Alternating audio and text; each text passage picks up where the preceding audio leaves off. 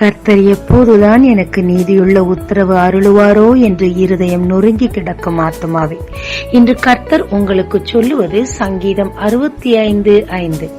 நீர் பயங்கரமான காரியங்களை செய்கிறதினால் எங்களுக்கு நீதியுள்ள உத்தரவு அருளுகிறீர். 430 ஆண்டுகள் பயங்கரமான கொடுமைகளை எகிப்தில் அனுபவித்தனர் இஸ்ரவேல் ஜனங்கள்.